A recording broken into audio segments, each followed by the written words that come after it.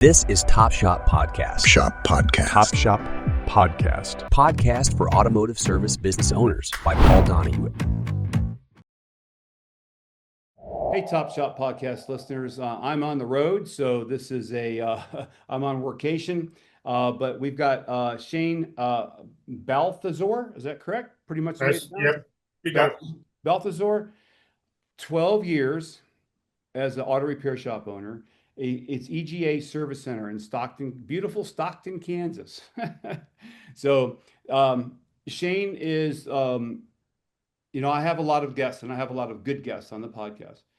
But I really like it when I have guests like Shayn, who did not take over an established shop with the clientele. Shayn started from scratch. And Shayn is the true 4%er. Shayn, do you know what I mean by a 4%er? I do. Okay, yep. 80% of shops that start from scratch do not make it through their fifth year. And of that 20%, statistically, 80% of those failed in the next 5 years. So that leaves us with 4%. So getting your insights is fantastic. I'll just give you a little story that I heard at a business seminar many, many years ago. A very smart guy, Cunningham is his name. I think that he's believed to be the rich dad, poor dad, Keith Cunningham. And so I was at a Tony Robbins seminar and I was listening to him. He said, don't ever start a business. He said, starting a business is like going to the airport and you go to your gate and the gate agent says, do you see all those parts on the tarmac? That's your plane. Here's the manual on how to put it together. Oh, and by the way, once you get it put together, here's the manual on how to fly it. So when you buy a business, you already have customers, framework, structure. You go in and you just fix it. So Shayn is one of the 4%ers that started from scratch in Stockton. So Shayn, let's start from the top. How'd you get here? How did you become an auto repair shop owner? What was the path that got you here? Starting back from, did you tear things apart when you were a kid? Actually, not really. I have several brothers, and they were more of the tearing stuff apart and oh, really? stuff back together, and I let them do that. But as I got older, my dad always said that you could fix anything, and he was the type that didn't pay anybody to do anything. So as kids, we were exposed to it all. Right. House repairs, cars, you name it. That's where we grew up, and how we grew up. So 25 years ago, I started in the auto repair after I got out of the service. Oh, okay. What branch were you in, sir? The Marine Corps. Marine Corps, Semper Yep. Fi. Thank you very much for serving. You're welcome. When were you in the Marine Corps, Shayn? 99 to 04. 99 to 04. Wow. And what did you do? 03. Yeah, got out in 03. What'd you do in the service? Logistics. Logistics. Okay. Yep. Make sure stuff gets where it's supposed to go when it's supposed to That's get there. it. Right? Yep.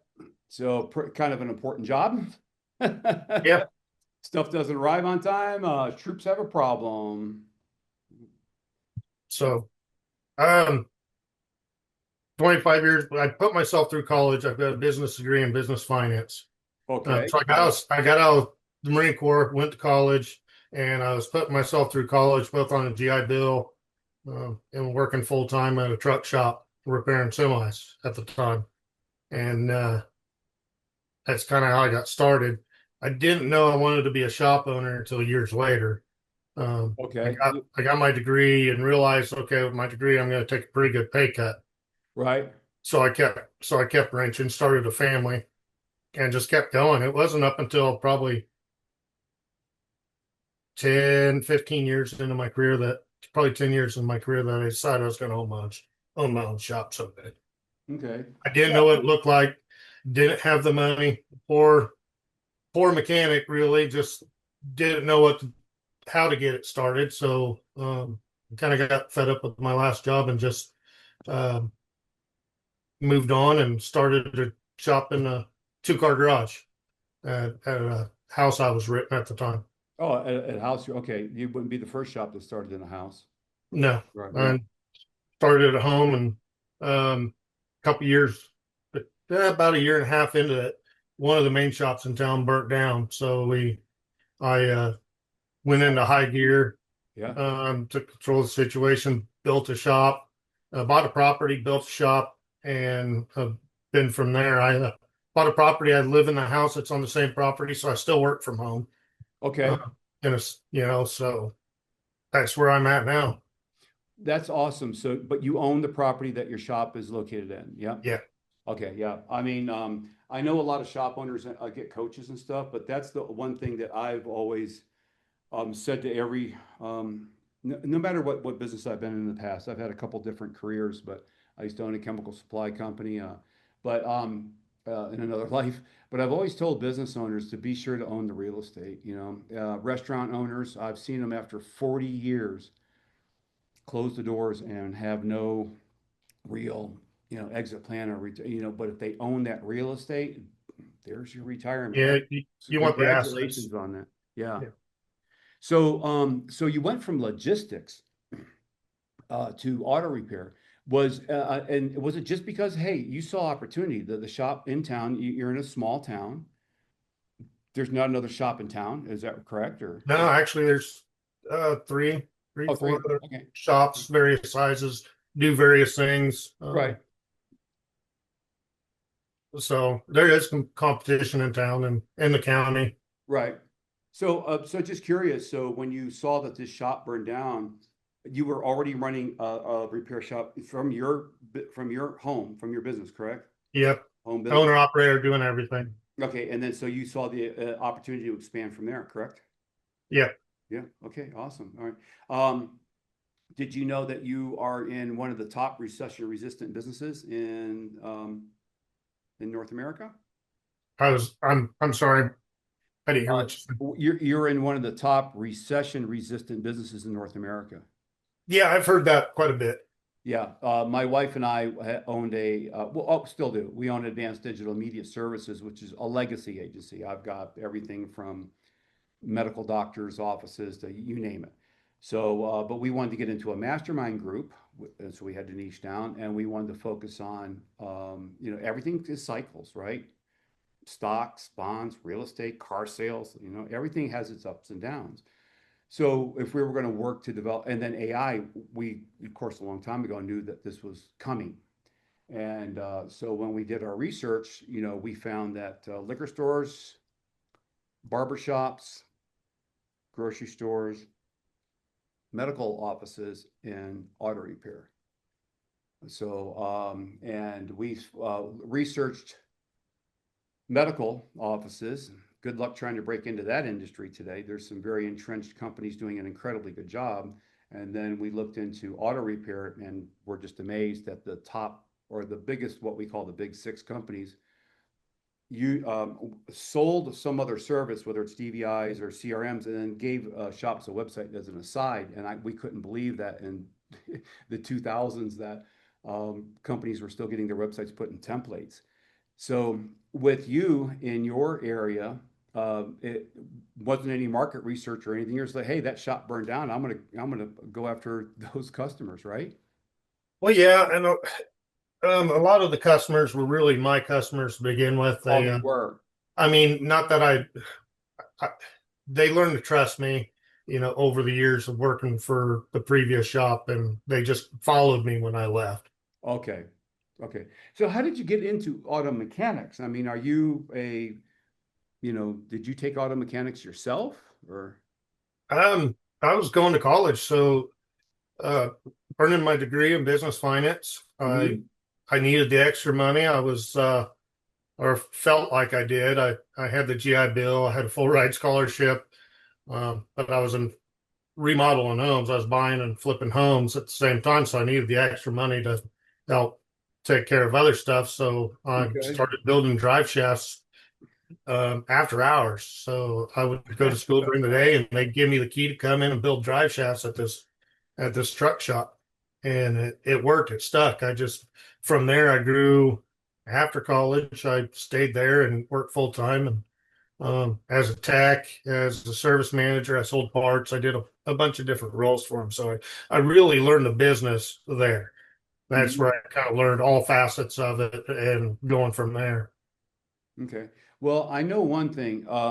no shop is going to make it through that 10-year mark, 5-year mark, let alone the 10-year mark, without being having good financial a plan and resources. So since you got a degree in finances, this was really probably not a difficult area for you, where it is for a lot of other shop owners, because they go from being technicians to owners of a business, and they don't have that kind of training. So I'm thinking this was an easier area for you. So, but the thing is, what tips would you give to a younger shop owner or someone who's in their first 3 to 5 years on finances that's going to help them make it through that time? I would, what would come to mind the most is compounding. Most people know what compounding is and what it does for your investments and whatnot. But for me, in my business, I didn't have the money at the time. A single dad, raising two kids. I didn't Wow. have the money to invest. I was living, with what I had, but every extra dollar I had, I compounded it back into my business. I only took out what I needed, what we needed to survive, Right. and the rest went back into the business. And I would say that compounding is the biggest thing. So invest in your tools, invest in the stuff that your market needs, and put it in. The other part of that is I believe in being a finance guy. I don't believe in using too much debt. So I've built Okay. everything from scratch and let the business grow naturally. Okay, that was my next question, because like a lot of times when techs they open a business and they see 58,000 in the bank, they think that's all theirs. Now that's a It's not. mistake you see all the time. Yeah. Right, yeah, that's a pretty common mistake. So that's what I was going to ask you about, investing in tools. So you did not finance a $30,000 hunter machine. You did you have money in a separate account, a percentage, and then once you have the cash, you would go and buy, or is there a balance on there? Because sometimes, it depends on the shop owner. Hey, I'd rather have the smaller payment and put my cash to work in other ways. There's pluses and minuses to both. What's your advice there? So for me, the only money I borrowed to start this business was my building. You're Uh, building. Okay. that's the only thing I borrowed money against because it was an asset, and I felt like the value's there. Right. Yeah. And that'll go up over time. Correct. When Yep. it comes to tools, I don't want to go to the bank and take a 15-year note out on a hunter alignment machine, because the value of that machine is going to drop in half, at least in half, I'm assuming, the day you fire it up. So you lost the value. Worst case scenario, I always wanted to be able to get out at least the most I can out of the business when and if and when it fails, or I want out one way or the other. Hmm. So paying for it as we go was a lot better for me. Um, I can't say I never used financing other places, but I use short term. So um, most of your equipment places will give you 1 year's interest free. So for that year I just dumped any profits I had right back in to pay for it. Always paid it off with no interest. Don't Hmm. like paying interest. It's expensive. Right. Yeah. So, and then, being a single dad, starting a business, didn't have any money in my pocket starting out. So I leveraged the parts store. They gave X number of dollars credit every month, and Mhm. you leverage that. So leverage for me, leveraging free money, not that it's free money, but leveraging low interest or zero interest money is important. So that was really wise. Since you had the building there, you could take out a loan on the building and pay that, because the building is going to go up, and buy the tool. So you were in a different position than from the get-go than a lot of other shop owners to be able to do Right. that. So now you mentioned something. Okay, because this is one of my questions I ask all shop owners. And this is going to be a good one for you. You're a single dad with two kids. How old were your kids when you started the shop? I think he was 5. My youngest was 5. 5 years old when you started the shop? when I started the shop. And My the other oldest one was was 6. So I had a 5 and a 6-year-old. wow. Okay. Work-life integration. I got to hear this one from a single dad because we've never heard it from a single father before. Well, that's part of why I work from home. That's part of the reason why I still Oh, work from home. So that 5, 6-year-old, he's a senior now. okay. So All right. he's wanting Senior in to high school. Yeah. senior in high school. He's wanting to get into the business Oh, and he start, wants to get into the business. Okay. Awesome. learn, So you, learn from what I know. Um, so it was convenient working from home. There's also times that it wasn't convenient. There's your Sunday, your Saturday nights, your Sunday afternoons. mhm. Somebody's always wanting something. So people's always coming and going. So you have to deal with that. But raising a family, being a single dad, I'm not a single dad anymore. I have a wife and Congratulations. another daughter that I inherited, Okay. I Awesome. should say, through her. Mhm. Uh, but it was good for me to be able to work from home and help raise my kids, be active in their lives. Um, and then I just didn't work weekends.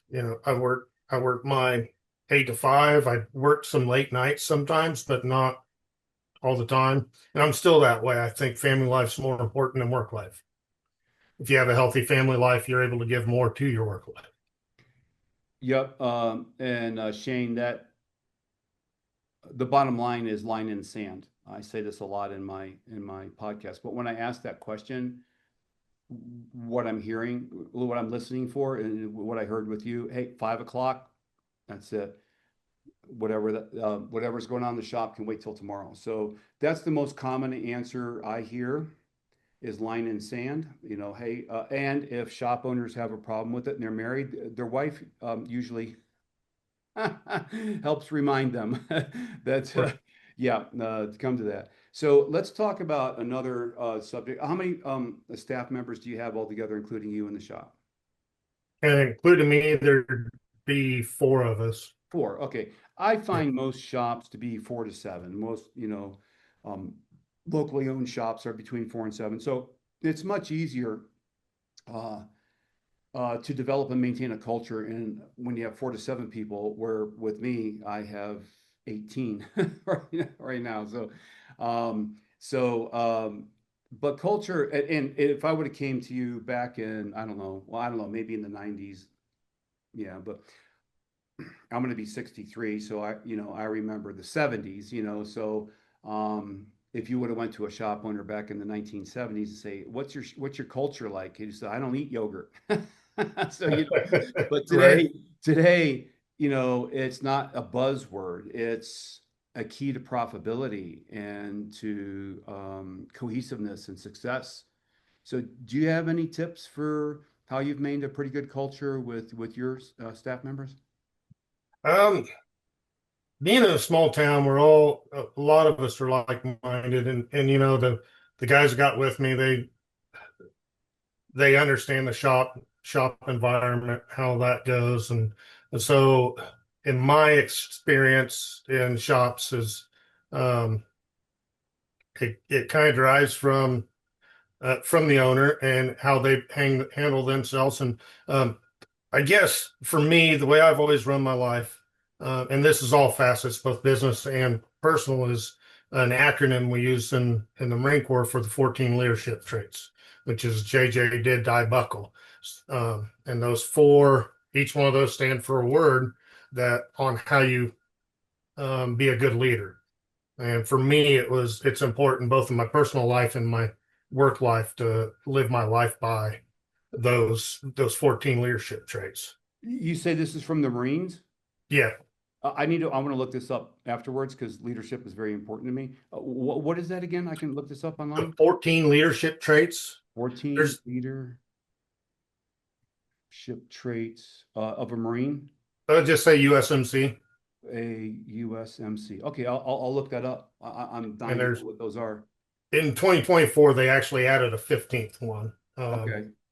which would be empathy, but they still call it. Last I knew, they're still calling it the 14 Okay. leadership Right, traits. right, But yeah. Okay, yeah.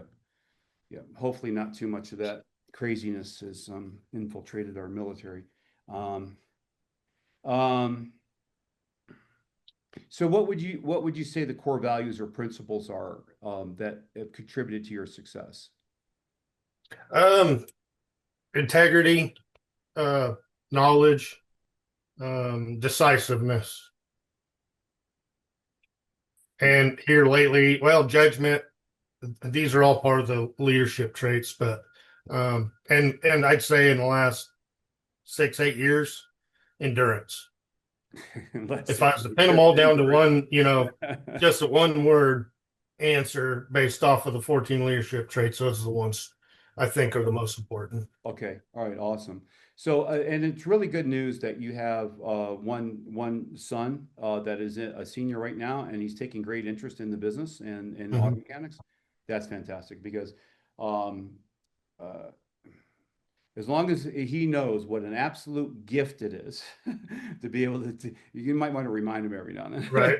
then, because to be able to take over a business, by the time you're ready to retire, what's going to be 20 some years, over 20 years, established clientele, reviews, it's a real gift. So a lot of shop owners that I interview, they were working at a shop for a while, and then the owner says, "Look, you're running this business well. I need to sell it." And so they end up taking it over, or like a lot of family members. So your son is going to be able to benefit from all these years of hard work and effort that you've put into the business, and just take it over, and you'll be there to guide him. So that's really awesome that you have an exit strategy, because I ask a lot of shop owners, do you have an exit strategy? And a lot don't. So now we had mentioned Vision. You were at Vision last year, is that correct? Yep. All I right. think this last year was my, I think, 5th year. Oh, fifth year. Okay. Last year was our second, so this year will be our third. So let's talk about Vision really quick, because I really love to plug Vision and Sherry Hamilton. What she has done with the ACA is just truly incredible, and how she's given back to the automotive aftermarket industry. And Vision continues year after year after year to break new attendance records, because when people go, they're like, "I'm coming back." So if there is a shop owner listening and you are not familiar with it, it's visionkc.org, I believe. I keep saying it, don't look it up. Um, so how important do you feel ongoing training and education plays in a shop's long-term success today? It's essential. You learn stuff every class you take. You may take a class that you think you know everything about, and you take it anyway, and you're going to learn something. Um, it's it, I couldn't imagine not going to training, and Vision is a great place to go. Do For you do you shut your shop down for that weekend and go, we or do. oh, you We do? shut it down. You shut it down Um, and everybody goes. Yeah. I take my Yeah. son out of school, so this will be his 2nd year Okay. there. He'll get out of school for those days. Probably pretty exciting for a senior in high school to go to Vision, huh? Yeah, I'm pretty sure he was one of the youngest ones last year No at kidding. 16 years Awesome. old. He did the maintenance class where they give you your AC cert and Hmm. um, using vehicle lifts and tire training and all that. So he did all that last year. Okay. Well, for all the listeners, it's visionkc.com. It's not .org, it's visionkc.com. And it's Milwaukee, the Midwest Auto Care Alliance, which is the organization that puts on Vision. Vision had well over 3,500 attendees last year. It is the largest show and training expo for the automotive aftermarket industry, auto repair industry in North America. So if you haven't been, go, because every time I talk to somebody that has been, yes, we're coming back. Yeah, I'm bringing more people back. So, but Shayn, be sure to stop by our booth this year, and I'll give you a free copy of my book, and it'd be nice to shake your hand and say hello, and we can get a picture too. Sure. I'll put on our Facebook stuff. Um, what about mentorship? Has mentorship played any kind of a role in your career? I would say I have a couple guys that I could probably call out. Um, but I kind of look for mentorship in everybody I meet. So whether it's in my personal life or in the work life, there's something you can learn from anybody.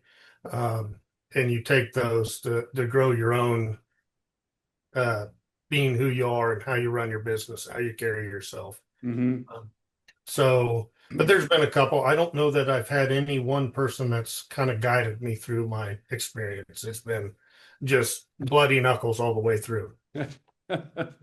So, have you read like any like leadership books? I mean, because you went from being an employee to, owning a business. It's a bit of a shift. So, any books, resources, or anything that you have felt that has been, that's helped you and has been instrumental? I've read some. I can't say that any of them were instrumental. I've read the Robert Kiyosaki books, some of his. I guess the last one I read was Profit First, and Okay. Profit First has been it. I read it just over a year ago, and I incorporated it in my business. As far being a finance guy, I always thought I was great at handling my money, but really, I was just in the years past, it was just basically spending everything I didn't need. Well, I'm getting to a point now where we're running out of space in the shop, and I can't just continually update what I have, and I don't have room to bring in new. So putting the money where it needs to go and saving for stuff that's been instrumental for me in this past year. So I would recommend Profit First to any business owner. Okay. I bought the book a while ago. You're the third shop owner to tell me about it. And I believe in being guided by source, whatever you want to call it. So I pulled that book and I put it next to my nightstand because I have a stack of books that I want to read. And it's definitely made it into my next 2 or 3 books I'm going to read. So I keep hearing I need to read that book. Yep. What are the biggest changes that you feel in the last 5 or 10 years that have really the biggest changes in that's affected auto repair in the last 5 or 10 years? You could really name so much Just the biggest ones, with because there has been a lot. CAN bus coming out and it's getting more complicated, and then you've got ADOS that's coming. Hmm. Um, it's just and then it just working on vehicles isn't like it used to be. They're just everything's more complicated. Everything's more digital, more tech based, a lot more technology. And that's not going to change. All that stuff's just going to keep growing. Right. So, that comes back to the training. Without training and being a small shop like mine, without the training, you won't know about it until it gets here. And a lot of times we don't see stuff until the vehicle's already 5, 6 years old. And Right. it seems like we're seeing them early and earlier now compared to what we did 10 years ago. Yeah. So since you're in a rural area, you're not going to see a lot of EVs and stuff. So and I know this is just conjecture, but I like asking people, where do you think we're going in the next like 10 or 12, by the time your son takes over, where do you think we're going to be? Some people think that it's all going to be battery. We're going to come up with better technology. Some people think, hey, we'll figure out the moving hydrogen and storing it because drinkable water comes off the tailpipe. Some people think, nah, we're probably just going to stay more towards the hybrid, just extending fuel mileage even more and extending our oil reserves even further. Uh, what's your thought on it? I don't know. I'm not a fortune teller, but I'd like to think that I'd like to think that in the automotive world, we're going to have to adapt to whatever comes, whether it's flying cars. I keep seeing Jetsons, these right? Yeah. helicopters, these ultralight helicopters that you can buy for, and they're getting more popular, and at least on Facebook, it looks like it. I don't know, or on social media. Um, I don't know. I don't think fully electric's going to work. It definitely won't out here. but the hybrids, we're seeing a lot more hybrids even out in our Oh, area. even your area, really? So there's quite a few. I won't say a Okay. lot, but Right. we're Yeah. still mostly gas and diesel. Um, so yeah, I'd say who knows what the future is and where it's going to go, but I'm sure that we're going to have a key part in wherever it does go. Yeah, I'm sure we will. And then going back to what I was saying earlier about being in a recession-resistant business, AI is going to cause massive shifts in the next 10 years in the white-collar jobs, the jobs that we thought that were safe, because reasoning is now going to be done through AI. So, try to get a robot to do a ADOS alignment. An alignment and try to get a robot to do an oil change. So we're safe. We're in a very, very good position, and cars aren't going to go away. So what would you say the biggest challenges have been in starting and growing your shop? What would you say the biggest challenges have been?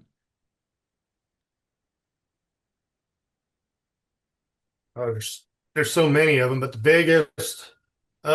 biggest for me was transferring from um, the do it everything to hiring guys to help me do the repair side, and that transfer of uh, role, the going from just the leadership running the business to from doing everything to working on the trucks, cars, everything, and becoming an owner it's been a tough role, and I'm still working on that.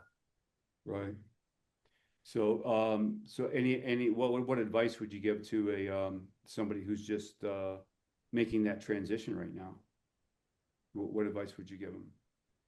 Um, don't don't shy away from a coaching service. They've been I did for up until a little over a year ago. I shied away from it, and I hired them because for that change, and it's helping. They're keeping me on track, um, teaching me the metrics as I need to know to be able to see stuff before it becomes a problem, Mm-hmm.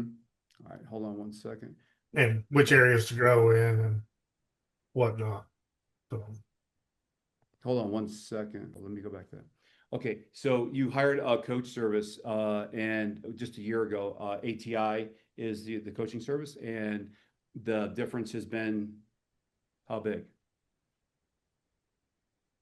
Well, they turned me on to the profit first, which helped immensely. That's probably the biggest number one thing I could say that's changed my business was profits first. But they're helping me in the side of just um, understanding the matrices of a successful shop and where we should be.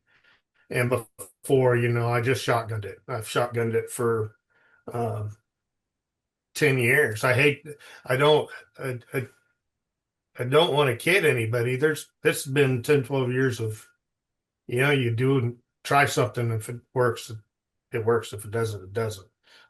My saving grace was always my finances. Mm-hmm. I could afford to make a mistake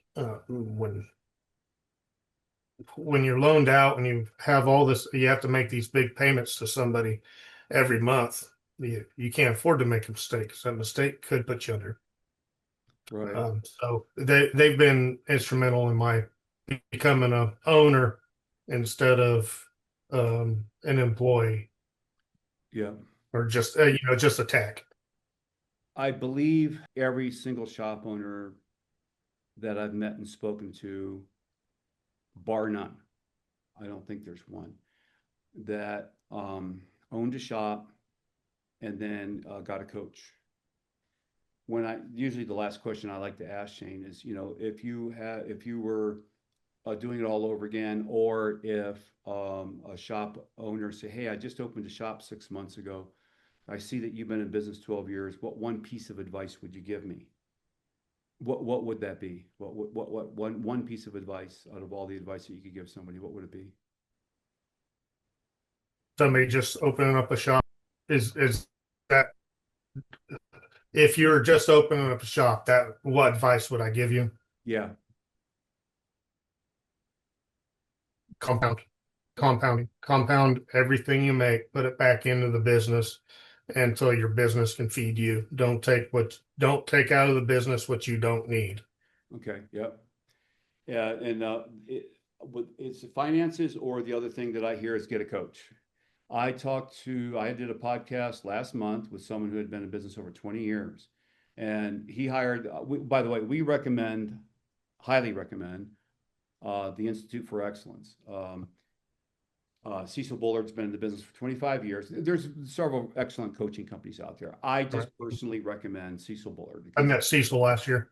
A phenomenal amount of free information that he's given to the auto repair shop owners for the years, and we're following in his footsteps. So in just the last 2 years, we produced over 1,000 videos with helpful information for shop owners. So I would put hiring a coach second. I wish I would have done it 6 years ago. Oh, really? Yeah. Yeah, I wouldn't. I don't think I would necessarily do it from day one. Mm-hmm. If you've got your finances in order, I don't think you have to have it, and you focus on the growth. And coaching services is pretty expensive. So I think that money, in my viewpoint, early on in the business, I think that money's better spent on the growth side and growth. Yeah. and not having the debt. Right. When you get to a point you can afford one, absolutely. I think that would be number two. Yep. And then with a lot of shops just getting started, especially if they're not buying an established shop, they have to invest every penny that they can back in digital to get those new customers coming in that are looking online while they build their business. So the advice usually before a coach, when a shop is getting started, is get that customer base coming in first, and focus on your digital. That's of course what we do, and get them moving. Because once you have those revenues coming in, then you've got the revenues that you need to get a coach. I've seen a lot of them get a coach and they have a horrible digital presence. It's like, right. Well, you're investing the money. It's kind of the cart in front of the horse. You really need the customers to pay for the coach. So anyway, so any questions that I should have asked that I didn't and just didn't know, or did I pretty much nail it? I think you did pretty good. All right, awesome. All right, Shayn, awesome. Yeah, because I know that a podcast or about audio, I could care less. This is going to be on Spotify and Apple and all those. I don't even know which ones we get our guests. Right. On. I'm interested in the video because we live in a video world. So we'll be. So you might want to mention that that you're on Top Shop Podcast, and I do want to thank you very much for taking your valuable time. And I'm going to be seeing you in about a little over a month. So a few weeks, yeah. Yeah. So please stop by the booth. Just look for the big A. Just stop by the booth and say hi. And then and once again, I really appreciate your time this morning. All right. Yeah. Thanks, Paul. Nice meeting you. Yeah. For additional automotive resources and exclusive content, follow us on Spotify and subscribe to our YouTube channel to catch all our episodes. Thanks again for joining us in the driver's seat, and we'll see you next time for another thrilling episode of Top Shop.